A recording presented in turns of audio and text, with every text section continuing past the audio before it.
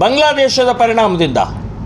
So ಬಾಂಗ್ಲಾದೇಶದ ಹಿಂದೂಗಳ ನಾಯಿ ನರಿಗಳ ಥರ ಬದುಕ್ತಾ ಇರುವಂಥದ್ದು ನಿಮಗೆ ಕಣ್ಣಿಗೆ ಕಾಣ್ತಾ ಇಲ್ವಾ? ಸೊ ಇದು ಕೂಡಲೇ ಇದಕ್ಕೆ ಸರಿಯಾಗಿ ಉತ್ತರ ಕೊಟ್ಟು ನಿಲ್ಲಿಸಬೇಕು ಅಂತನ್ನುವಂಥದ್ದು ಹೇಳ್ತಾ ಇದ್ದೀನಿ. ಜೀವಂತ ಸುಡ್ತಾ ಇದ್ದಾರೆ, ಜೀವಂತ ಬೆಂಕಿ ಇಡ್ತಾ ಇದ್ದಾರೆ. ದೀಪು ಚಂದ್ರದಾಸ್ ಅನ್ನುವಂಥ ವ್ಯಕ್ತಿಯನ್ನು ಕಂಬಕ್ಕೆ ಕಟ್ಟಿ ಪೆಟ್ರೋಲ್ ಸುಡುತ್ತಾ ಇರುವಂಥದ್ದು ಎಂಥ ಭಯಾನಕ ಇದು. ಸೊ ಈ ರೀತಿಯ ಪುಟಕೋಸಿ ಬಾಂಗ್ಲಾದೇಶವರು ನಮ್ಮಿಂದನೇ ಹುಟ್ಟಿದ್ದು, ನಮ್ಮಿಂದನೇ ಬದುಕ್ತಾ ಇರುವಂಥದ್ದು. ಸೊ ಇದಕ್ಕೆ ಸರಿಯಾಗಿ ಉತ್ತರ ಕೊಡಲೇ ಇಲ್ಲ ಅಂತಂದರೆ ಭಾರತದ ಹಿಂದೂಗಳ ಕಥೆ ಏನು? ಭಾರತದ ಹಿಂದೂಗಳಿಗೆ ಇದೇ ಮಾದರಿಯಲ್ಲಿ ಆಗತ್ತೆ ಅಂತನ್ನುವಂಥದ್ದು ಇವತ್ತು ಮುಸ್ಲಿಮರ ಮಾನಸಿಕತೆ ಪ್ರಾರಂಭ ಆಗಿದೆ.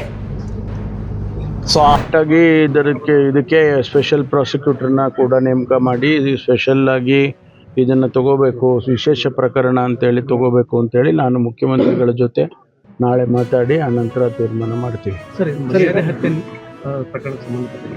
ಒಂದು ಕಾನೂನು ರೂಪಿಸ್ತೀವಿ ಇಲ್ಲ, ಈಗಾಗಲೇ ಸಾಕಷ್ಟು ಕಾನೂನುಗಳು ಸಾಕಷ್ಟು ಇದ್ದಾವೆ. ಒಂದು ವೇಳೆ ಇಡೀ ರಾಜ್ಯದಲ್ಲಿ ಏನಾದರೂ ಕೂಡ ಕಾನೂನಿನಲ್ಲಿ ಒಂದಿಷ್ಟು ವೈಫಲ್ಯತೆ ಅಥವಾ ಏನಾದರೂ ಕಡಿಮೆ ಆಗಿದೆ ಅಂತ ಹೇಳಿ ಕಂಡು ಬಂದರೆ ಅದಕ್ಕೆ ನಾವು ಅಮೆಂಡ್ಮೆಂಟ್, ರಾಜ್ಯದ ಮಟ್ಟಕ್ಕೆ ಅಮೆಂಡ್ಮೆಂಟ್ ತರ್ಬೋದು, ಅಥವಾ ಬೇರೆ ಹೊಸ ಕಾನೂನು ಇದ್ದರೆ ಅದನ್ನು ಕೂಡ ಮಾಡೋದಕ್ಕೆ ಸಾಧ್ಯತೆ ಇರುತ್ತೆ. ಅದನ್ನೆಲ್ಲ ಪರಿಶೀಲನೆ ಮಾಡ್ತೀವಿ. ಸರ್, ರಾಜಕೀಯ ಯಾರು ಮಾಡಿದ್ದಾರೆ ಈ ಪ್ರಕರಣದಲ್ಲಿ? ನೀವು ರಾಜಕೀಯ ಮಾಡಿದ್ದಾರೆ ಅಂತ ಸ್ಟೇಟ್ಮೆಂಟ್ ನಾನು ಅವ್ರ ಹೇಳಿಕೆಗಳನ್ನ ನೋಡಿದಾಗ ಏನು ಅನ್ನಿಸ್ಬೋದು? ಎಲ್ಲ ಬೇರೆಯವರೆಲ್ಲ ಹೇಳ್ತಾ ಇದ್ದಾರೆ, ಅಲ್ಲಿ ವಿರೋಧ ಪಕ್ಷದವರೆಲ್ಲ ಹೇಳ್ತಿದ್ದಾರೆ. ಅದಕ್ಕೆ